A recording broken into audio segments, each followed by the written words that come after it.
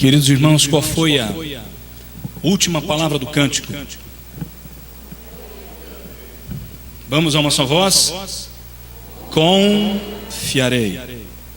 Difícil falar isso com convicção, com absoluta sinceridade, porque os tempos em que vivemos são de fato muito complicados. Eu quero dividir com os irmãos nesta noite uma meditação. Eu tomo como base o livro do profeta Isaías, capítulo 6. Livro do profeta Isaías, capítulo 6. Eu quero convidá-los a se colocar em pé para lermos juntos os 8 primeiros versos. Livro do profeta Isaías, capítulo 6. Os 8 primeiros versos. Mas eu quero fazer um tanto diferente. Os homens lerão comigo os versos ímpares, e as irmãs lerão os versículos pares, e todos juntos leremos o verso 8. Homens comigo, versos ímpares, as mulheres, versos pares, e todos lemos juntos o verso 8. Leiamos. No ano da morte do rei Uzias, eu vi o Senhor assentado sobre um alto e sublime trono, e as abas de suas vestes enchiam o templo.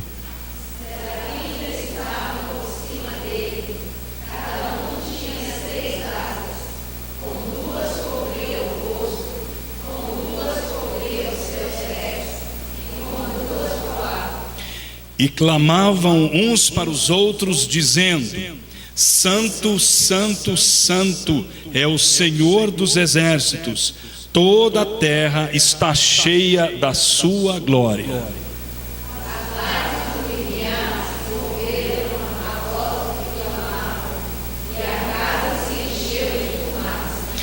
Então disse eu: ai de mim, estou perdido, porque sou homem de lábios impuros, habito no meio de um povo de impuros lábios, e os meus olhos viram o Rei, o Senhor dos exércitos. Então um serafim voou para mim, trazendo na mão uma brasa viva, e tirara do altar uma tenaz. Com a brasa tocou a minha boca e disse: eis que ela tocou os teus lábios, a tua iniquidade foi tirada, e perdoado o teu pecado. Todos juntos. Depois disto ouvi a voz do Senhor que dizia: a quem enviarei, e quem há de ir por nós? Disse eu: eis-me aqui, envia-me a mim. Senhor, que sejam estas as últimas palavras deste texto, as palavras de nossa igreja. Estamos aqui, Senhor, envia-nos a nós. Tira-nos do nosso conforto, tira-nos da mesmice e coloca-nos na vanguarda, Senhor. Porque para isso fomos chamados, não para sermos cauda e sermos arrastados pelo ciclo de acontecimentos. Porque somos povo do Senhor, chamados para vivermos de maneira santa e irrepreensível para a glória do Senhor, para revelar o caráter do Senhor. Portanto, Pai amado, fala ao nosso coração, mobiliza o Teu Espírito e atua em nós nesta noite, a fim de que possamos de fato dizer: eis-nos aqui, Senhor, envia-nos a nós. Oramos em nome de Jesus, amém e amém. Podem sentar, meus queridos.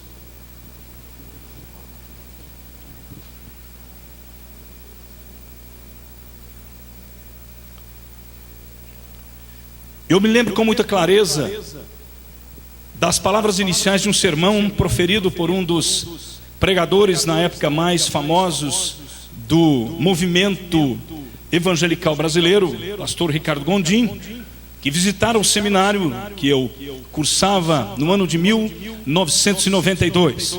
E ele começava o seu sermão dizendo exatamente assim: admitamos, o Brasil atravessa a sua mais dura crise. pouco eu me lembro dos outros detalhes da mensagem, mas lembro-me perfeitamente que ele originara a sua fala do capítulo 7 do livro de Atos, do sermão ou do discurso de Estevão perante o Sinédrio, perante a corte máxima de Israel, e ele tira especialmente a parte ou fragmento referente à atitude de Moisés.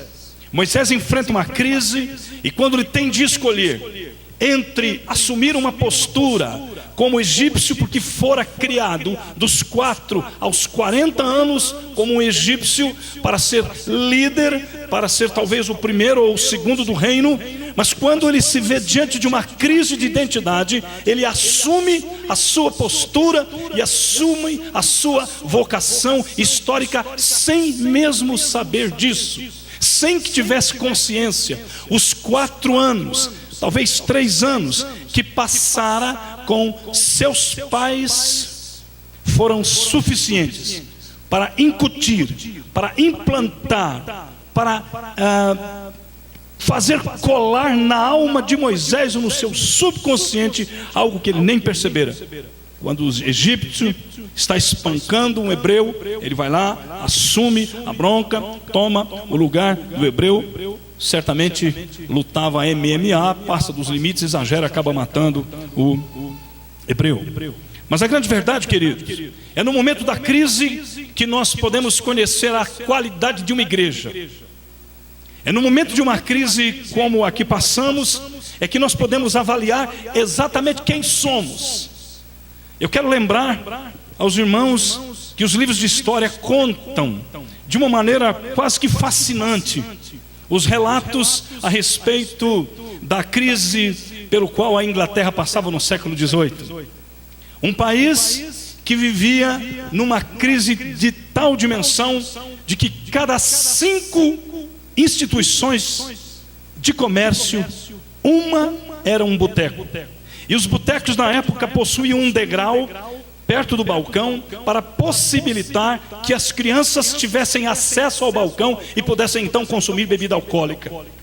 Os presídios eram absurdamente desumanos, muito mais do que o mínimo senso de decência possa admitir. Havia uma luta muito grande, e os evangélicos na ocasião, liderados por aristocratas crentes do naipe de Wilberforce, dos irmãos Wilberforce, contagiados pela pregação poderosa, cheia do Espírito Santo, de homens como John Wesley e George Whitefield. Os historiadores atribuem ao trabalho dos evangélicos, no molde desses caras, o fato de a Inglaterra ter sido poupada de uma revolução sangrenta nos moldes da França, como acontece em 1789, em que em apenas um mês, mais de 1000 pessoas são decapitadas em Paris. Nós não sabemos a força que temos, nós não sabemos o poder que há em nós nos momentos de crise. Esse poder precisa se manifestar. Por isso não é possível que 40 milhões de evangélicos não possam oferecer, dar nenhuma resposta para essa nação. Não é possível, tem alguma coisa errada. E certamente o que está errado não é com Deus, é do outro lado da relação que há alguma coisa errada. Meus queridos, o texto que lemos fala de crise. O texto que lemos fala de um período em que o profeta Isaías se sente atordoado pela perda de um chegado da família. Isaías é de família sacerdotal. Isaías, palavra que significa Yahvé salva, é de família sacerdotal, e a palavra nos diz que no ano da morte do rei Uzias, ele tem uma visão espantosa. O trono de Jerusalém está vazio. Uzias é um dos melhores reis de Israel. 99% de seu reinado é marcado por atitudes que revelam um caráter sublime, temente a Deus. Mas vai chegar um determinado momento que Uzias revela aquele lado obscuro, aquelas áreas sombrias de nossa alma. E então ele presume que pode entrar no tabernáculo, assumir a prerrogativa do sacerdote e apresenta, ou pretende apresentar o sacrifício, ou acender incenso. E diante dessa cena, uma cena mais trágica ainda, a lepra lhe sobe pela testa e vai se espalhando pelo corpo, e aquele rei extraordinário, amigo do profeta, morre numa casinha, isolado, leproso. Começa bem, termina mal. Queridos, eu quero compartilhar com os irmãos, de maneira muito humilde, mas muito confiante, a respeito do tema, o caminho da vocação. Poderíamos propor talvez um outro tema: nasce um vocacionado, a anatomia de um parto. Talvez fosse mais interessante falar de como é que acontece essa gestação e de como é que esse processo dá à luz a um homem da estatura espiritual de Isaías. Você pode tomar essa mensagem para você. Você pode tomar essa mensagem individualmente para você, como homem de Deus, como mulher de Deus, como menino, menina de Deus, como líder da igreja. Mas nós podemos também tomar como comunidade, como Igreja Presbiteriana Central do Gama, uma mensagem dirigida ao corpo de Cristo, à igreja local que se reúne nessa cidade. Vocação, derivada da palavra latina vocare, que basicamente quer dizer inclinação, tendência, habilidade, que leva alguém a adotar ou a assumir uma carreira ou uma função. Do ponto de vista bíblico é muito mais do que isso. Vocação não é apenas o conjunto de características ou conjunto de habilidades, a paixão ou o histórico que formatam alguém, habilitando-o, capacitando-o para o desempenho de uma determinada carreira ou função. A Bíblia fala de vocação como algo muito mais profundo. Em primeiro lugar, a Bíblia fala de vocação como chamado. A vocação do povo de Deus tem a ver com o chamado de Deus antes da eternidade.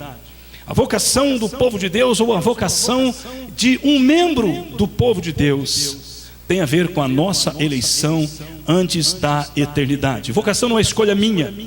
Eu não me entrego ao ministério porque simplesmente fiz uma avaliação ou passei por como é que se chama? Avaliação, como é que se chama isso aqui? Me ajuda aí, meu irmão. Antes de fazer faculdade, como é que a gente fala? Teste vocacional. Teste vocacional. Teste vocacional. Você então faz um teste vocacional e diz: acho que eu me inclino para isso, me inclino para aquilo. Obviamente que certamente Deus nos dota de alguns dons e talentos que contribuirão e permitirão que desempenhemos a nossa função, a nossa vocação com eficácia, com eficiência. Mas a vocação vem antes disso. A vocação não é uma decisão sua.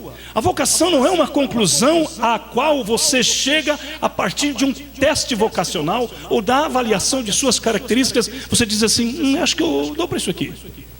Acho que eu dou para isso aqui. Acho que eu caibo bem aqui, etc, etc. A vocação tem a ver com a iniciativa de Deus, tem a ver com o chamado de Deus. E a vocação tem a ver com o chamado para todo o povo de Deus. E seria muito interessante que nós olhássemos para o Gênesis capítulo 12, que tem a ver com o ponto de partida da vocação do povo de Deus. Deus chamando Abraão. Perceba como nem sempre ou quase nunca a vocação do povo de Deus, ou a vocação de alguém do povo de Deus, tem a ver necessariamente com as suas habilidades. Repare no chamado de Abraão. Repare, parece que Deus está de brincadeira com Abraão quando se dirige a um homem de 75 anos casado com uma mulher de 65 anos e começa chegando dizendo assim: disse Deus a Abraão: sai da tua parentela, da casa dos teus pais, da terra onde moras, rompe os laços aí e vai para uma terra que eu hei de te mostrar. De ti farei uma grande nação. Em ti serão abençoados todas as famílias da terra. Mas como é que Deus vai fazer uma grande nação de um homem que tem 75 anos, casado com uma mulher que não pode dar filhos, que está completamente inabilitada para dar filhos? Sarai, depois o nome seria mudado para Sara estéril.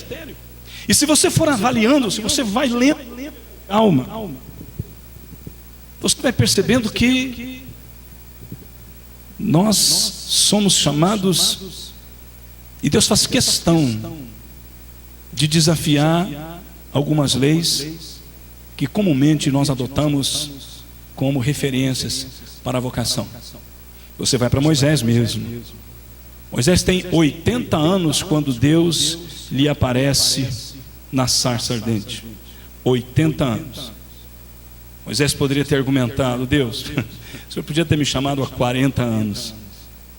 40 anos eu estava no vigor da minha forma física.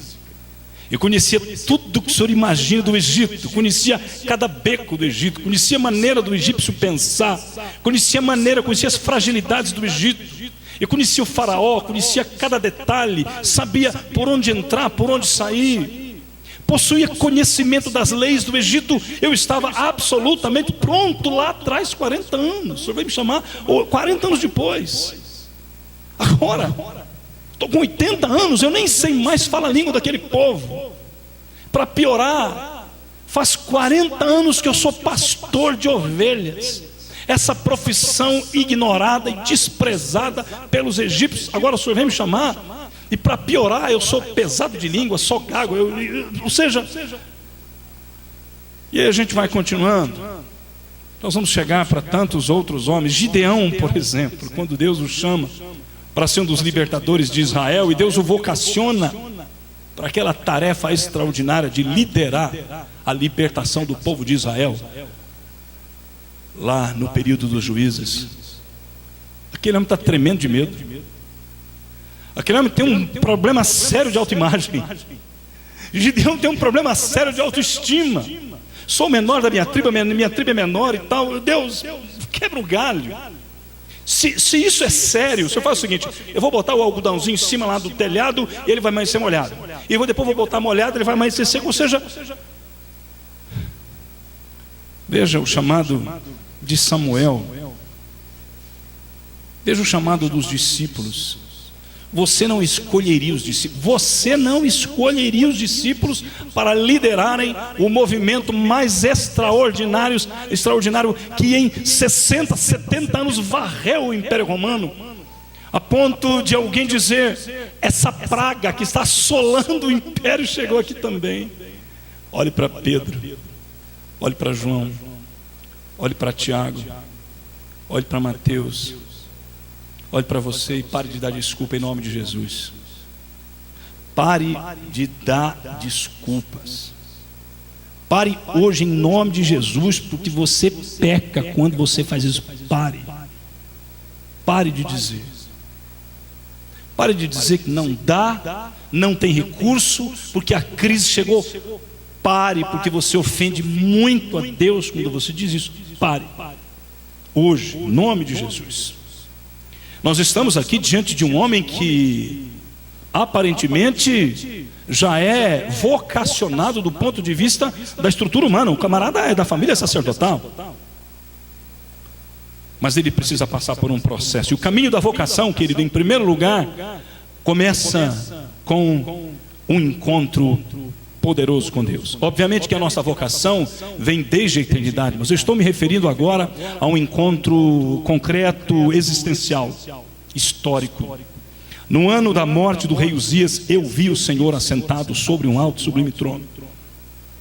O ponto de partida da nossa vocação, o ponto de partida daqueles que são chamados para um ministério, pode ser o ministério da estatura de Isaías. A partir do versículo 9, você vai perceber que nesse texto Isaías é chamado para um ministério de muito desconforto. Parece que Isaías é chamado para um ministério e Deus vai dizer assim: olha, você vai ser chamado para um ministério que não vai gerar nada. Repare o que diz o Senhor, o que diz o texto, versículo 9: então disse o Senhor: vai e dize a este povo, ouvi, ouvi e não entendais, vede, vede, mas não percebais.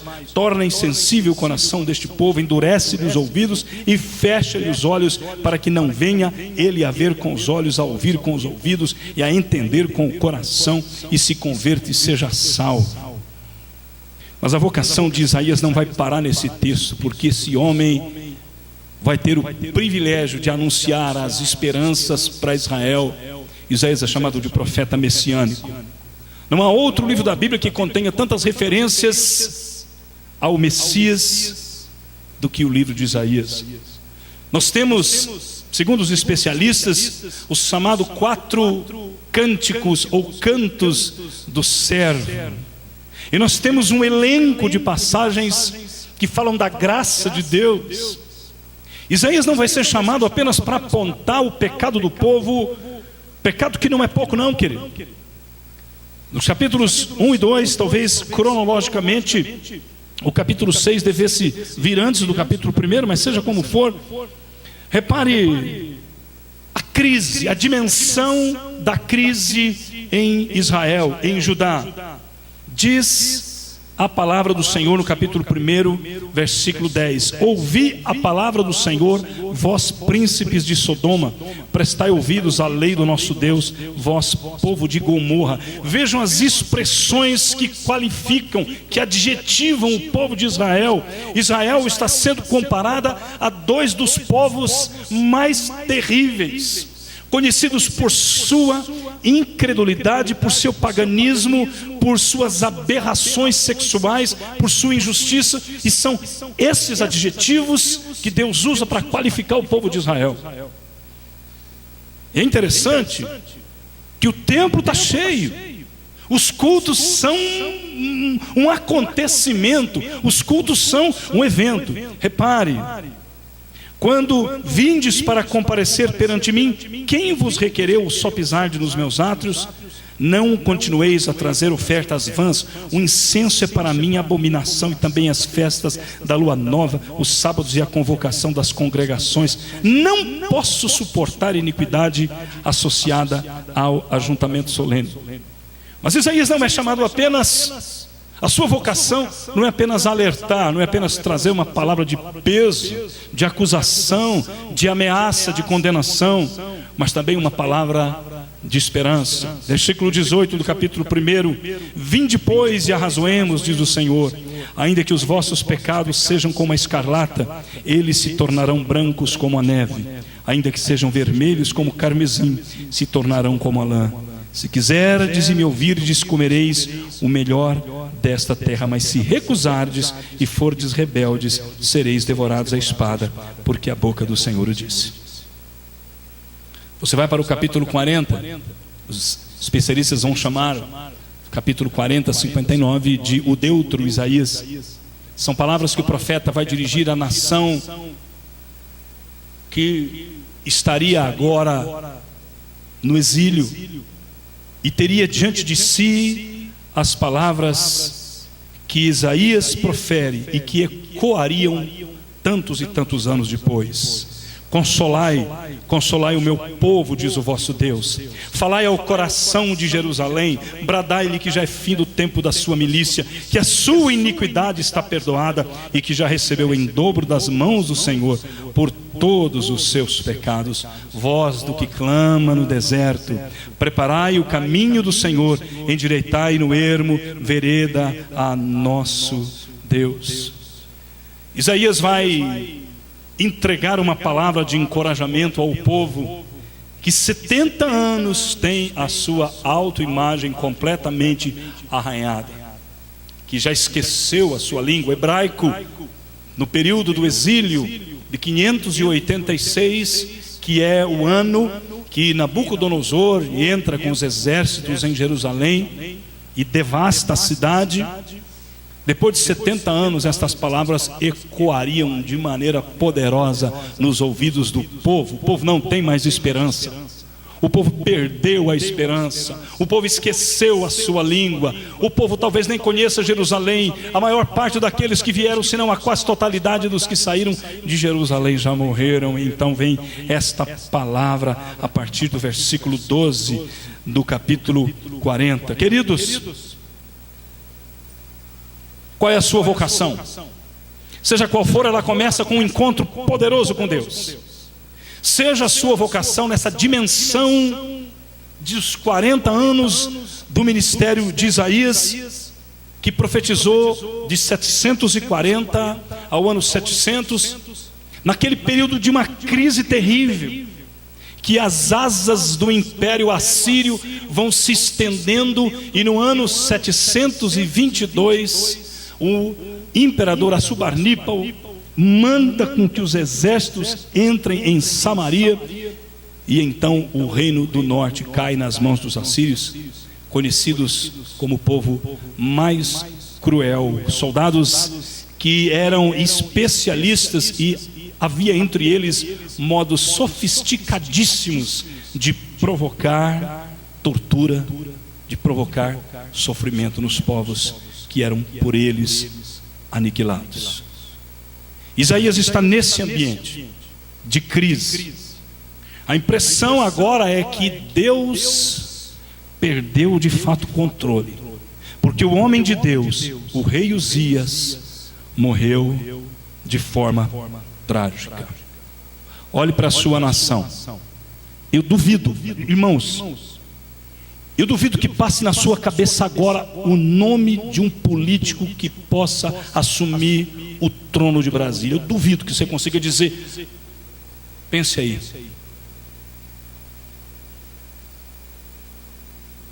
Quem? Tira um para por quem? Pense. A situação é desesperadora, queridos. O Brasil está desgovernado. E por favor, não vamos aqui assumir se estamos vestindo verde e amarelo ou se estamos vestindo vermelho. Por favor, temos que ter discernimento. Somos povo de Deus. As lentes por meio das quais nós olhamos para a realidade não são as lentes da sociologia ou da antropologia, não são as ferramentas das ciências humanas, embora elas nos ajudem muito, e eu mesmo as adoto e as aplico, porque estou me tornando um mestre em ciências da religião. Mas as lentes por meio das quais avaliamos a história são as escrituras, e você olha e você vê, não tem ninguém. Não tem ninguém. E eu vou lhe desafiar mais. Procure encher sua mão de 5 líderes religiosos, pastores do Brasil, que você possa dizer assim: estes são homens santos. Pense em 5 homens, você não acha? A situação é desesperadora. Era essa a situação de Isaías, crise. O império da Síria vai cercar Judá depois de ter tomado Samaria. As forças assírias vão se aproximando de Judá. A um determinado momento nós temos esse relato nos capítulos 36 em diante de Isaías, que Senaqueribe cerca Jerusalém e zomba de Jerusalém, e zomba do Deus de Jerusalém. Na época o rei era Ezequias, e Ezequias consulta o profeta, e Ezequias não sabe o que fazer, não tem saída, não tem solução. Isaías vai dizer assim para o rei: pode voltar para casa, fica frio. E o anjo vai descer e vai ferir 180.000 soldados, e os exércitos da Assíria voltam, como se diz por aí, com o rabinho entre as pernas para casa. Não vamos imaginar que a situação é boa, porque não é.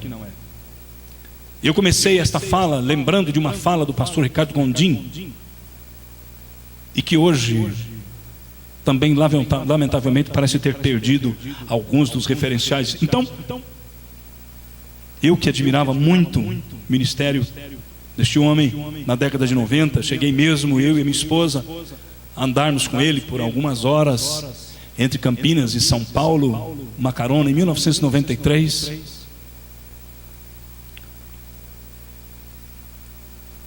Deixa eu, por favor, não me apedreje. Não me apedreje. Até porque não tenho nenhuma admiração pela pessoa que eu vou mencionar agora. Pastor, por que o senhor vai mencionar? Porque é alguém que foi profeta de uma geração de doido, e se chamava Cazuza, e que vai dizer que os seus heróis morreram de overdose. E os nossos heróis estão morrendo de quê? De arrogância, de prepotência. Os nossos heróis não estão mais trajando as vestes da simplicidade e da humildade, mas ternos Giorgio Armani, Ricardo Almeida e tantos outros, revelando o tipo de evangelho que este país está experimentando. O evangelho da mentira, e eu falo aqui evangelho, aquela letrinha minúscula, porque o evangelho mesmo, esse não depende do meu testemunho, não depende de ninguém, mas então o período é crítico. E quando nós olhamos a semelhança de Isaías, de que o trono está vazio, ou o trono está sendo ocupado por gente vazia, ou o trono está sendo ocupado por gente cheia, mas de pensamentos maus, que pensam em si mesmos, então Deus lhe aparece. Queridos, nunca houve, talvez na história do movimento evangélico brasileiro, um período em que tenhamos a necessidade tão desesperadora de ter um encontro poderoso com Deus. Pastor, isso está dizendo que a gente tem que embarcar aí numa viagem supra-real, supranatural? Não, a nossa viagem é de cabeça para dentro das Escrituras. As mesmas Escrituras que colocaram o Império Católico de pernas para o ar, quando um homem chamado Martinho Lutero, um monge baixinho, atarracado, simplesmente é devastado em suas convicções e transformado simplesmente pela leitura e pela meditação das Escrituras. Não precisou de um porre espiritual, não precisou de um êxtase espiritual, apenas olhou para a Escritura, abriu a Escritura, meditou na Escritura, foi tocado pela Escritura e transformado pela Escritura. Sabe o que falta para nós, queridos? Palavra de Deus. Palavra de Deus. Nós temos muitas atividades, mas nós precisamos ter atividades que estejam voltadas para a palavra de Deus, palavra de Deus e palavra de Deus e palavra de Deus. Somente o encontro com o Deus poderoso revelado nas Escrituras, o Deus que cria do nada, do absolutamente nada, do ex nihilo, o Deus que se move pela história de maneira poderosa, envergonhando impérios, zombando da força do império do Egito, do império da Babilônia, zombando de todos os poderosos. O Deus Todo-Poderoso que no Apocalipse temos a revelação do Cristo: eu sou o Alfa e o Ômega, o princípio e o fim, o Rei dos Reis. João, escreve o que eu vou dizer para você. E João então vai registrando aquilo que o Todo-Poderoso, o Cordeiro, que foi morto e que agora pastoreia e que agora reina. O que precisamos desesperadamente é ter um encontro com a glória do Senhor, com a palavra de Deus, com o Senhor que está sentado no alto e sublime trono. A imagem é espantosa, as vestes enchem o templo, serafins que são seres extraordinários. Aqui há uma imagem de, essa palavra serafim tem um significado muito parecido com serpentes abrasadoras. Eles estão simplesmente humilhados diante de Deus, seres santos como serafins, com duas asas cobrem os olhos, com duas asas cobrem os pés e com duas asas voam. E eles declamam aquilo que em repetição se torna o superlativo da majestade: Santo, Santo, Santo é o Senhor dos exércitos, toda a terra está cheia da sua glória. A vocação da igreja, a retomada da vocação da igreja começa por um encontro com a glória de Deus. Queridos, deixa eu lhe dizer uma coisa: estamos perdendo o contato com o peso da glória de Deus. Segundo ponto da nossa fala, irmãos, é que se o caminho da vocação tem um ponto de partida no encontro com o Deus Todo-Poderoso, necessariamente é uma lei espiritual. Todo encontro com a glória de Deus vai gerar em nós um profundo autoconhecimento. João Calvino começa escrevendo as suas Institutas, e o primeiro capítulo é destinado a Deus, do conhecimento de Deus, do qual deriva o nosso conhecimento. O versículo 5 vai mostrar o reflexo do encontro verdadeiro de Isaías com a glória de Deus. Hoje você encontra tantos testemunhos de gente que diz que viu a glória de Deus. A quantidade de bizarrices, a quantidade de tolices, a quantidade de mentiras daqueles que presumem, que alegam ter encontrado a glória de Deus. Talvez seja uma crise com níveis mais profundos do que a crise política na nossa nação, porque o encontro com a glória de Deus, quanto mais próximos da glória de Deus, mais devastadora é a imagem e a visão que temos de nós mesmos. Eu não estou falando de um Fernandinho Beiramar aqui, não estou falando do Fernando Collor, não estou falando desses pulhas que estão no Congresso Nacional. Eu estou falando de um homem de Deus, que se estivesse desfilando entre nós, seria por todos nós aplaudido e elogiado.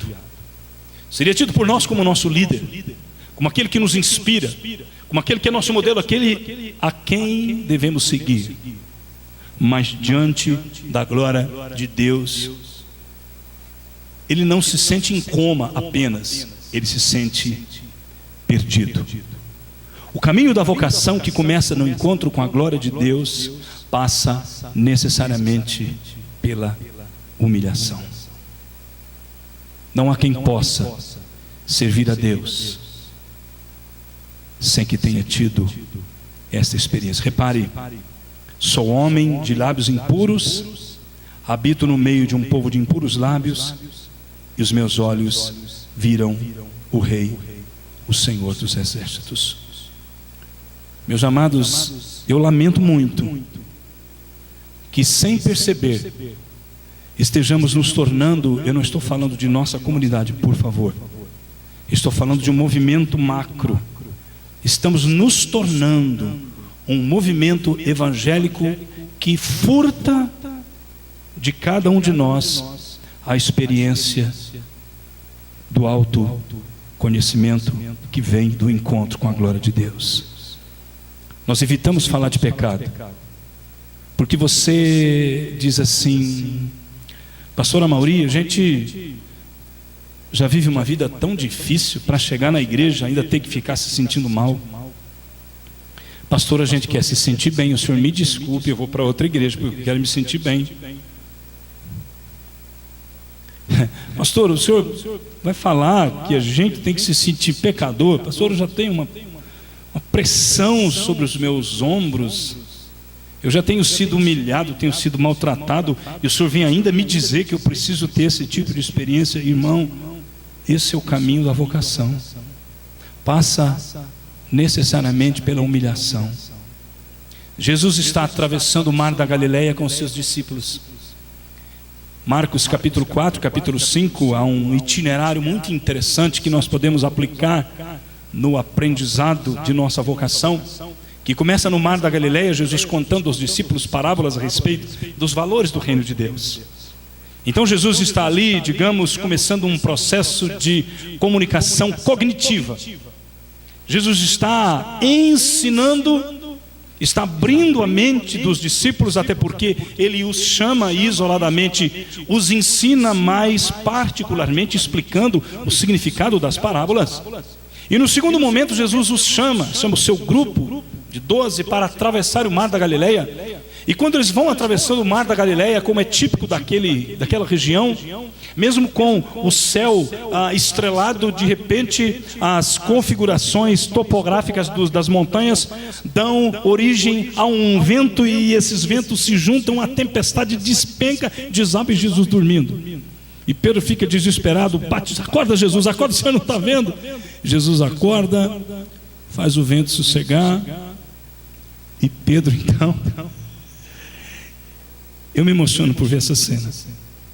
E Pedro vai dizer para Jesus, Pedro acabara de chamar a atenção de Jesus: o senhor não está vendo que a gente está dormindo, não? E aí, aquele encontro de todos nós, necessário: Senhor, o senhor se afasta de mim, porque eu sou pecador.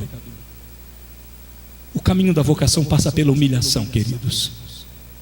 Quanta arrogância tem tomado conta das nossas comunidades, quanta discussão tola,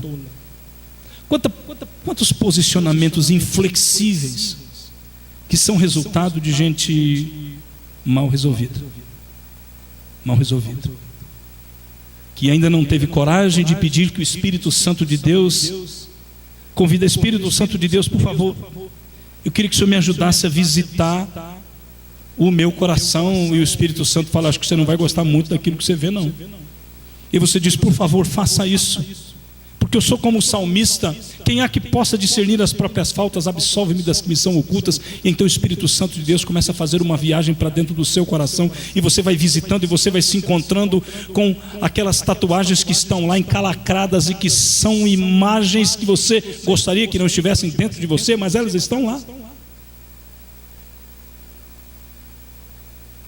O caminho da vocação passa pela humilhação,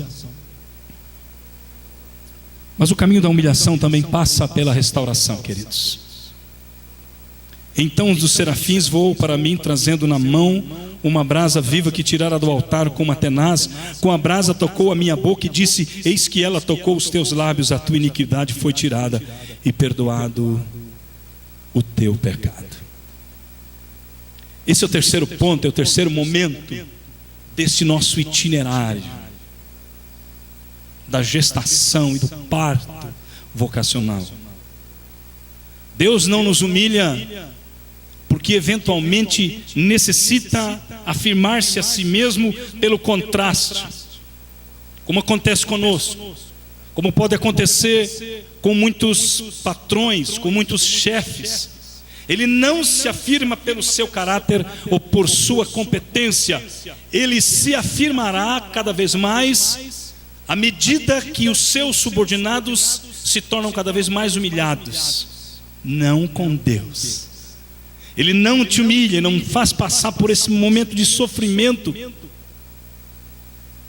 simplesmente para zombar de você, mas é porque Ele sabe como construir você. E agora a graça continua operando e visita Isaías, e sem que Isaías peça. Isaías está numa condição, o texto mostra que Isaías está numa condição de tamanho desmantelamento estrutural, emocional e espiritual, que ele não consegue fazer nada. Ele não consegue nem pedir perdão. Ele se parece com aquele publicano que entra no templo para orar com o fariseu, a parábola que conta o Senhor Jesus. O fariseu ora de si para si mesmo: obrigado, Deus, porque não sou como os demais homens roubadores, dou o dízimo, faço tudo isso, sou religioso, não sou, muito menos como esse publicano. O publicano não consegue nem levantar os olhos para o alto. Esse desmantelamento é como se fosse o convite para a visita da graça, que vem ao meu encontro, que me toca, que me perdoa, que me livra de todas as culpas. Nessa semana eu pude ministrar a vida de uma das alunas da escola,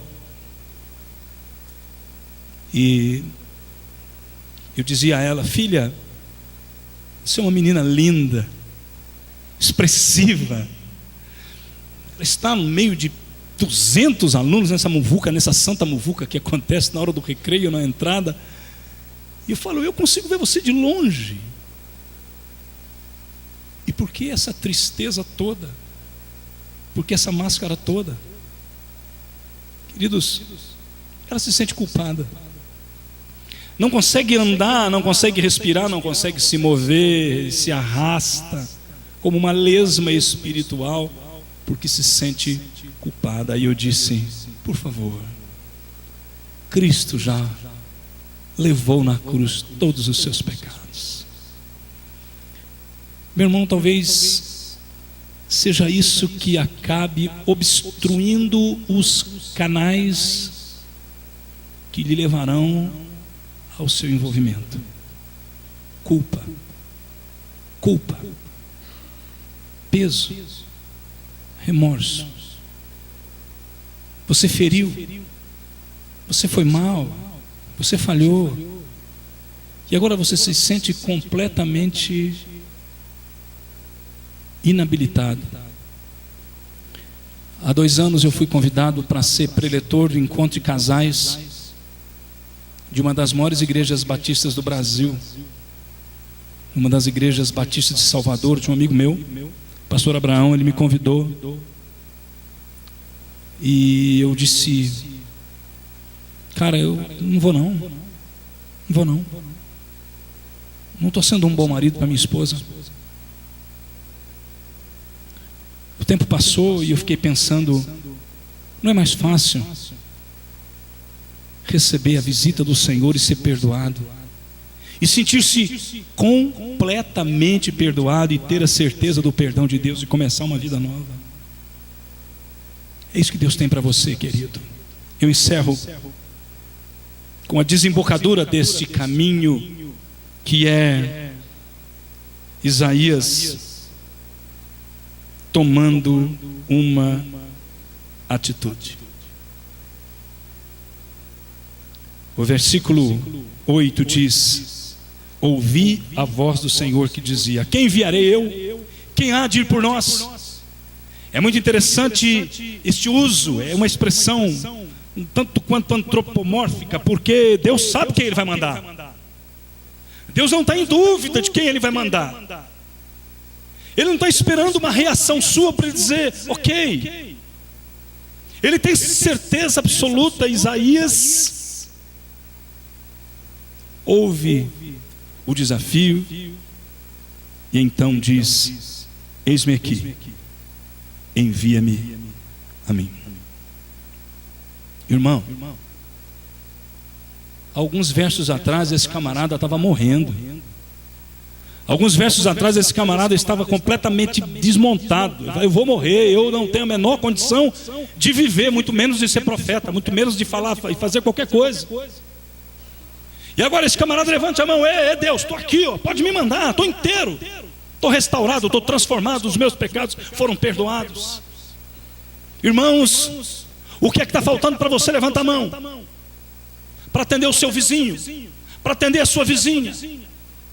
Até onde a gente vai ficar simplesmente girando em círculo, cuidando de atividades? Você me desculpe, quando a gente chega aos 56 anos, você começa a não dar muita satisfação para quem está sentado aí, se o cara vai gostar ou se não vai gostar. Você simplesmente fala aquilo do que você tem convicção. E eu tenho absoluta convicção que a igreja presbiteriana do Brasil precisa se enxergar como igreja de vanguarda para fora. Porque já fomos, queridos, já fomos uma igreja de vanguarda. E não tem nada a ver com o nosso tamanho, com a nossa dimensão. Não tem nada a ver se somos 900 mil, 1 milhão, 1 milhão e 100. Tem a ver com o nosso chamado, tem a ver com a nossa história. Tem a ver com a nossa história do movimento puritano, movimento extraordinário, que leva a um sociólogo alemão, Max Weber, a atribuir as transformações no capitalismo como fruto da fé, da crença, do engajamento dos puritanos. Eu não sei se ele elogia ou se ele, enfim, mas é um reconhecimento de que o calvinismo, de uma maneira: ah, pastor, eu não vim aqui para ser calvinista. Não tem problema, querido, nós somos, e ponto final. A gente não tem que ter vergonha de dizer que é calvinista. Não tem que ter vergonha de dizer que adotamos os nossos símbolos de fé, embora não sejam eles a Bíblia Sagrada. Não temos de ter vergonha de dizer que os nossos ancestrais eram presbiterianos, falharam também, erraram, pisaram na bola. Não temos que ter vergonha da nossa denominação, da Igreja Presbiteriana do Brasil. Somos presbiterianos, sim. Não temos que nos envergonhar disso. Mas também não temos que nos orgulhar de nossa história, de nosso passado e viver atrelados à nossa tradição. Temos que assumir a nossa vocação histórica hoje, agora, hoje, dia 10 de abril. É isso mesmo? 10 de abril? Aniversário de Juquiá, minha cidade. Primeira cidade mais bonita do mundo, segundo Elgama. Irmãos, o que é que está faltando para você abraçar a vocação? O que é que está faltando? O que está faltando para a igreja presbiteriana central do Gama, para a gente simplesmente poder dizer: Deus, ei, pô, nós somos. Não, mas vocês, que é isso? Vocês são em quantos aí? 250? Que é isso? 250? Não, queridos.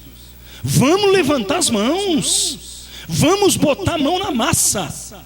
Vamos crer que nós fomos chamados, a não ser que precisemos novamente ter o encontro com a glória de Deus, passar por um processo de profunda humilhação, experimentar de novo o renovo, a restauração de Deus, para então podermos dizer: crise? Nós somos a igreja, resposta para a crise. Aqui tem café no bule, desculpe, ratinho. Eu quero convidar você para ficar em pé nesse momento. Quero orar com você. Quero orar com você. Todos os dias, queridos, 7:30 da manhã eu chego aqui. Todos os dias, segunda a sexta. Mesmo na minha folga, eu chego 7:30 da manhã, dou uma subidinha lá na escola. E eu agradeço todos os dias por aqueles irmãos e irmãs que foram e que são responsáveis para termos uma escola com 400 e quantos anos? 470, Antônia Cleide. Eu cismo de chamar ela de Ana Cleide, não sei porquê. Não é fácil chamar de Cleide? 470 alunos. 470 alunos que passam pelas nossas mãos.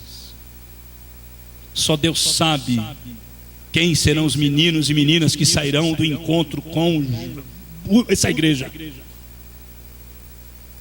E então eu quero lhe perguntar nesta noite: será que a gente pode dizer: Deus, nós estamos aqui. Quero orar, pedir a bênção de Deus para a nossa vida, para que a gente volte, durante essa semana a gente consiga pensar nessa mensagem, a gente consiga pensar nesse desafio, nesse projeto de Deus para a vida da nossa igreja. Senhor nosso Deus, nós agradecemos pela Tua palavra, nós agradecemos pela atualidade, ó Deus, de uma palavra que foi registrada há mais de 600 anos antes do Senhor Jesus vir ao mundo e assumir a forma de servo. Muito obrigado ao Senhor, porque o Senhor falou conosco nesta noite. Muito obrigado porque o Senhor revela graça, o Senhor derrama poder sobre a vida da Tua igreja. Muito obrigado, Senhor, porque o Senhor mandou missionários para cá, como Simonton, que deu a sua vida, que viveu apenas 8 anos nessa terra, que morreu de febre amarela, por amor à nossa gente, por amor ao nosso povo. Senhor, nós queremos ser fiéis ao Senhor e fiéis à nossa história, Senhor. Humilha-nos na Tua presença, meu Deus. Humilha-nos, Senhor. Não permita que tratemos da nossa espiritualidade como alguma coisa superficial, por favor. Leva-nos para o centro da Tua vontade. Dá-nos graças, Senhor. Livra-nos dos nossos pecados, aqueles que temos amarrado às nossas cinturas, Pai, que têm se tornado gorduras com as quais temos convivido. Livra-nos, em nome de Jesus. E revela a Tua graça, a Tua vontade e o Teu poder, a fim de que o Senhor seja glorificado. E a fim de que sejamos, ó Deus, parte da resposta para esta nação que vive uma convulsão, que vive um momento de profunda e triste crise. Nós cremos que o Senhor tem um projeto para nós, e nós queremos dizer, como disse o Teu servo: eis-nos aqui, envia-nos a nós. Muito obrigado, Pai, abençoa o Teu povo, em o nome de Jesus. Amém e amém.